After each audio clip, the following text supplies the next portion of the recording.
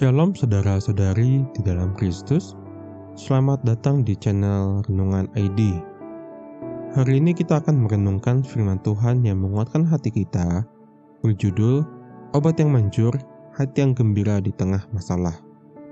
Renungan ini diambil dari Amsal 15 ayat 13-17. Namun, sebelum kita memulai renungan pada hari ini, mari kita berdoa. Tuhan Yesus yang penuh kasih, kami mengucap syukur karena Engkau telah memberikan kami hari yang baru dan nafas kehidupan yang baru. Hari ini kami mau mengambil waktu untuk merenungkan firman-Mu. Bukalah hati kami dan pikiran kami, agar kami memahami isi hati-Mu. Tuhan, tolong kami agar dapat menemukan sukacita yang sejati, meskipun hidup tidak selalu mudah. Dan biarlah melalui renungan hari ini, kami belajar bahwa hati yang gembira adalah obat yang manjur, dan bahwa sukacita sejati hanya datang daripada Engkau. Pimpin kami ya Roh Kudus, agar setiap firman yang kami dengar hari ini dapat menguatkan iman kami dan mengubah cara kami menjalani hidup sehari-hari. Di dalam nama Tuhan Yesus Kristus, kami berdoa. Haleluya. Amin. Saudara-saudari, mari kita baca kitab Amsal 15 ayat 13-17. Hati yang gembira membuat muka berseri-seri, tapi kepedihan hati mematahkan semangat. Hati orang yang berpengertian mencari pengetahuan, tetapi mulut orang bebal sibuk dengan kebodohan. Hari orang berkesusahan buruk semuanya, tetapi orang yang bergembira hatinya selalu berpesta. Lebih baik sedikit barang dengan disertai takut akan Tuhan, daripada banyak harta dengan disertai kecemasan. Lebih baik sepiring sayur dengan kasih, daripada lembu tambun dengan kebencian. Saudaraku, kita hidup di zaman yang penuh tekanan. Harga-harga naik, berita buruk datang tiap hari, dan media sosial kadang membuat kita merasa tertinggal. Namun, firman Tuhan pada Amsal 15 ayat 13 berkata, hati yang gembira membuat muka berseri-seri. Sukacita bukan tergantung pada keadaan dari luar, tetapi dari hubungan kita dengan Tuhan. Salah satu kisah nyata terjadi pada tahun lalu, yaitu saat terjadi banjir bandang yang melanda Sumatera Barat. Seorang bapak tua terekam tersenyum sambil berkata, "Puji Tuhan, nyawa kami masih Tuhan selamatkan." Itulah hati yang memilih untuk tetap bersyukur. Sukacita itu bukan palsu, itu buah dari iman. Kemudian, Amsal 15 ayat 14 berkata, hati orang berpengertian mencari pengetahuan, tetapi mulut orang bebal sibuk dengan kebodohan. Saudaraku, di masa sulit, orang bijak mencari pengertian, bukan menyebar keluhan atau hoaks.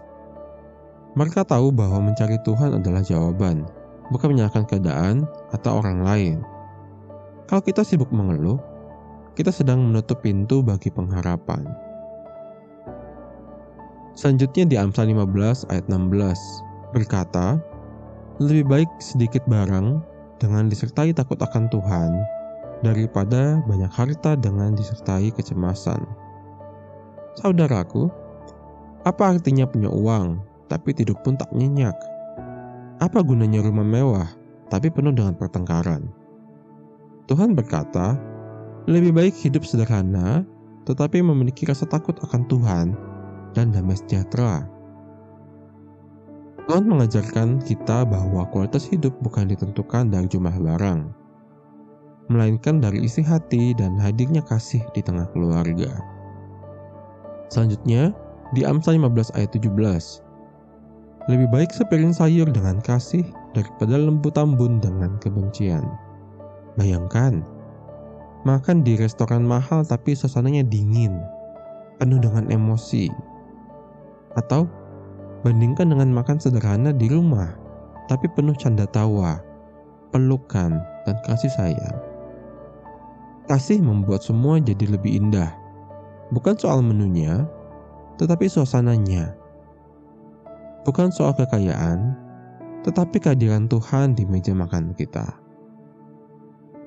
Hari ini, mari kita ingat, hati yang gembira adalah obat yang manjur. Bukan hanya menyembuhkan diri sendiri, tetapi juga menyembuhkan orang-orang di sekitar kita. Pilihlah untuk bersukacita, pilihlah untuk bersyukur, pilihlah untuk mengandalkan Tuhan, karena Dialah sumber sukacita sejati. Saudara-saudari, mari kita tutup renungan hari ini dengan doa. Bapa di surga, terima kasih untuk firman-Mu hari ini yang mengingatkan kami bahwa sukacita yang berasal dari Engkau adalah kekuatan kami. Kami mau belajar bersyukur dan bersukacita dalam segala hal, meski hidup penuh tantangan dan pergumulan.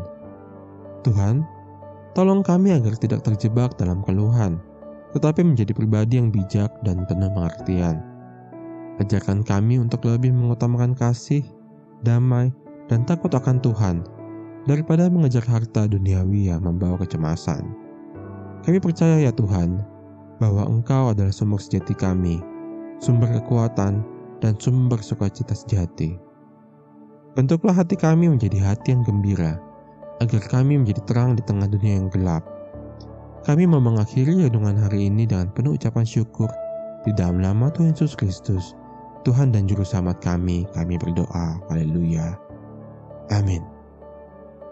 Saudara-saudari, jika renungan ini memberkati kamu, jangan lupa untuk like, komen, dan subscribe channel ini. Bagikan juga ke teman dan keluarga agar mereka juga dikuatkan. Klik lonceng notifikasi agar kamu tidak ketinggalan renungan setiap hari. Tuhan Yesus memberkati. Shalom.